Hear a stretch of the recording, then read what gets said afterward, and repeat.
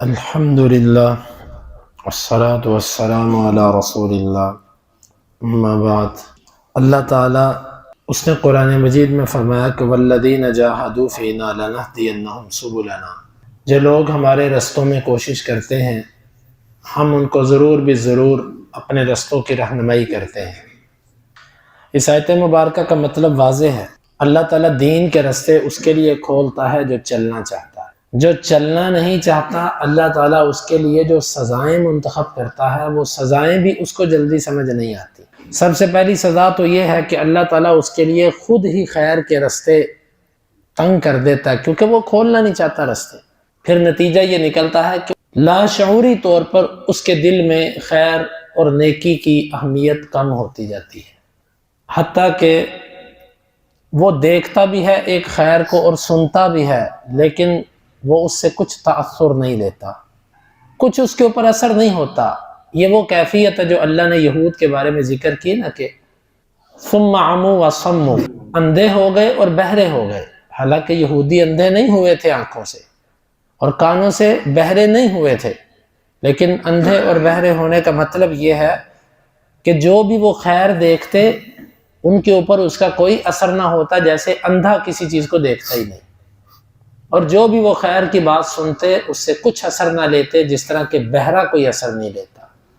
یہ اللہ رب العالمین کی ایک سزا ہے کہ بندہ خیر کی بات سنے لیکن اثر نہ لے۔ اور پھر اس سے بڑی ایک سزا کہ دل کے اندر سے یہ احساس بھی جاتا رہے کہ میں کسی خیر کا طلبگار نہیں ہوں۔ اس میں سب سے بڑی چیز اور سب سے بڑی آفت جو ہم نے اپنے اوپر مسلط کی وہ قرآن سے دوری ہے۔ قرآن ہی ایک ایسی کتاب ہے جس کا اس سے رشتہ جتنا مضبوط ہے وہ بندہ فتنوں سے اتنا محفوظ ہے۔ جو قرآن سے دور ہوتا جاتا ہے یہ بھنور کے اندر پھنستا جاتا ہے۔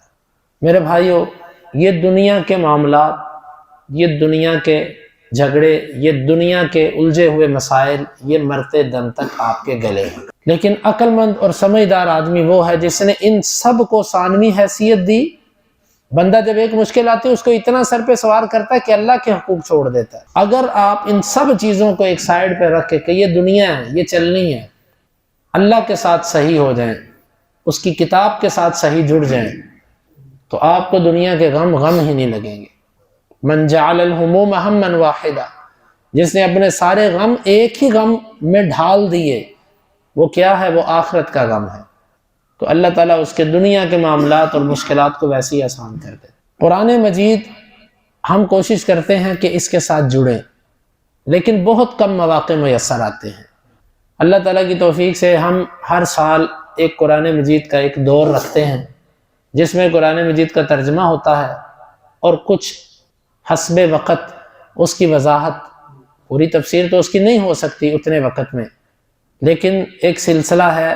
یہ اسی لیے جاری کیا جاتا ہے کہ اس میں عامت الناس اور طلاب علم جو ہیں ان کے لیے ایک دہرائی کا سلسلہ بن جائے، جس کو دورہ تفسیر القرآن کہتے ہیں۔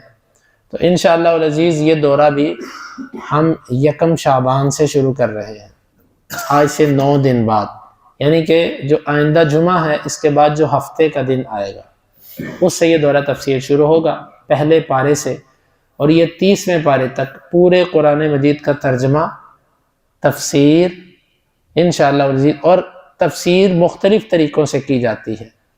اس دفعہ جو تفسیر کا ہمارا خصوصی جو توجہ دی جائے گی، جو فوکس ہوگا، وہ عقیدے پر ہوگا، عقائد، یعنی کہ قرآن مجید کا ترجمہ اور اس کا آیت کا مطلب بیان کرنے کے بعد جو خاص طور پر توجہ ہوگی وہ پورے قرآن مجید سے عقائد کو اخذ کرنا، کہ ایک مسلمان کا عقیدہ کیسا ہونا چاہیے۔ تو انشاءاللہ یہ سلسلہ چلے گا۔ آئندہ ہم جو تفسیر کریں گے اس میں احکام ہوں گے، اس سے آئندہ جو کریں گے اس کے اندر اخلاق، اور یعنی قرآن کے اندر بہت علوم ہے۔ تو ہم نے یہ سوچا ہے کہ اللہ تعالیٰ نے یہ بات دل میں ڈالی کہ ہر دفعہ ہم قرآن مجید میں ایک تخصص رکھیں، ترجمہ اور تفسیر کے بعد جو خاص چیز اس سے لینی ہے وہ عقیدہ ہے۔ تو آپ سب اس میں کوشش کریں، یہ آپ سب کے لیے کتاب اللہ کے لیے وقت دینا لازم ہے۔ آپ میں سے اگر تو کوئی ایسا بندہ ہے نا کہ جو مزدوری پر نہیں جاتا تو اس کے گھر کا چولہا نہیں جلے گا، تو اس کے لیے یقیناً عذر ہے، اس کے لیے عذر ہے، اللہ اس کو معاف کرے گا، وہ مجبور ہے۔ لیکن اگر کسی بندے کا ایسا عذر نہیں ہے نا تو ہم دل چاہے تو اپنی مرضی سے بھی آدھی آدھی دیہڑی یا کئی دن ہم دفتر نہ جائیں، اپنے کام پہ نہ جائیں تو ہمیں کوئی مسئلہ نہیں ہوتا۔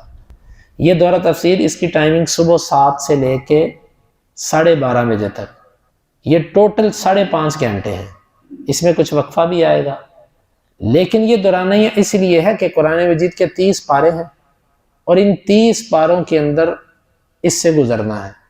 اس کے لیے آپ وقت نکالیے، یہ آپ کی آخرت کی انویسٹمنٹ ہے۔ آخرت قیامت کے دن انسان اپنے وقت کو جب دیکھے گا نا، وہ سارے اوقات کو دیکھ کر کہے گا یہ بھی ضائع کیا، یہ بھی ضائع کیا، یہ بھی ضائع کیا، یہ بھی ضائع کیا۔ صرف اس کے وہ اوقات جو اس نے اپنے رب کو دیے وہ کہے گا کاش کہ سارے ہی وقت ایسا ہوتا، یہ وہ تھوڑا سا وقت ہے جو میں نے اپنے رب کو دیا اور یہ مجھے فائدہ دے گا، باقی سب بیکار۔ اپنے اوقات کو قیمتی بنائیے۔ اگر کوئی دور ہے، خواتین کے لیے بھی انتظام ہے اوپر کی چھت پہ، اپنی بیٹیوں کو بھی لائیں، اپنی بیویوں کو بھی لے کر آئیں، اپنی بہنوں ماؤں کو بھی کہیں کہ وہ آئیں۔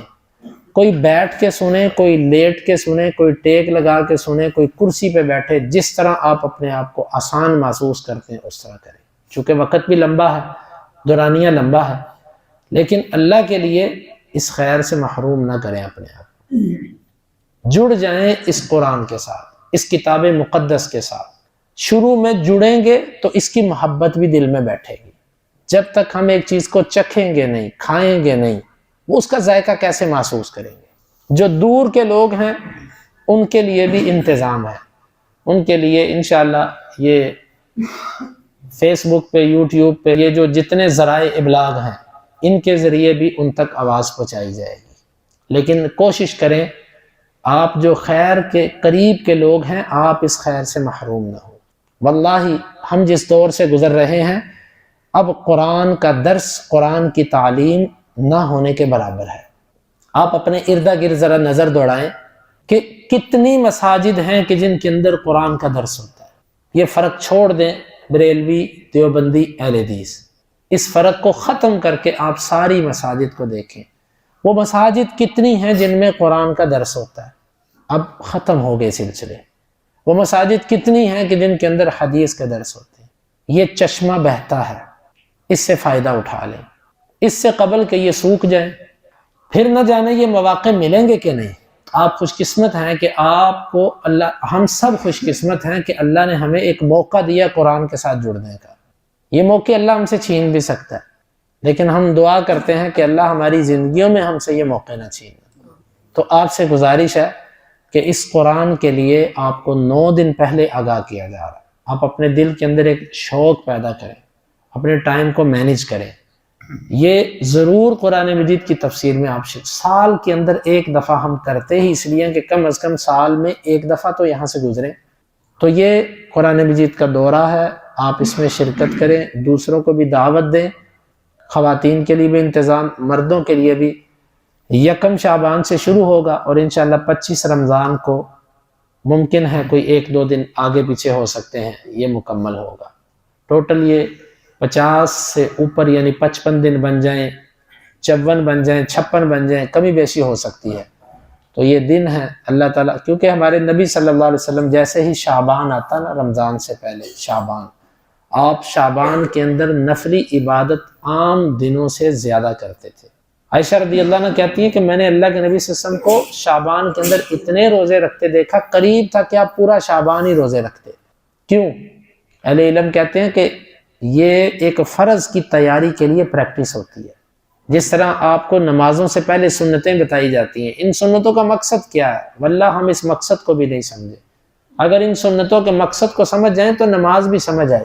ان سنتوں کا اصل مقصد ہوتا ہے کہ اللہ سے ایک رابطہ بحال کرو۔ دنیا کے کام سے یکدم اٹھ کے آئے ہو، پہلے پریکٹس کرو، پھر نیٹ ورک کرنا۔ حالانکہ اس کو رف عمل ہم نہیں کہہ سکتے، یہ نیٹ ہی ہے، لیکن جس طرح ہم چھوٹے ہوتے کاپیوں پر پہلے رف کاپی پر کام کرتے تھے، پھر اس کے بعد نیٹ کاپی پر کرتے تھے، یہ آپ کو ایک پریکٹس کروائی جاتی ہے کہ اللہ سے لائن برابر کرو، فرض ادا کرنے ہیں، اس کے بعد جو کوئی کمی کوتاہی ہے وہ نفل اور سنتوں میں نکل جائے۔ تو شعبان کے اندر اللہ کے نبی صلی اللہ علیہ وسلم زیادہ روزے رکھتے، اس لیے کہ اس کے بعد رمضان آ رہا ہے، تو رمضان کے اندر آپ کا قرآن سے گہرا تعلق ہوتا ہے۔ ہم بھی اسی نسبت سے یکم شعبان سے یہ سلسلہ شروع کر رہے ہیں کہ رمضان کے اندر تو ہمارے نبی صلی اللہ علیہ وسلم بھی جبریل امین کے ساتھ دور کیا کرتے تھے، اور جس سال آپ دنیا سے گئے آپ نے 2 دفعہ دور کیا.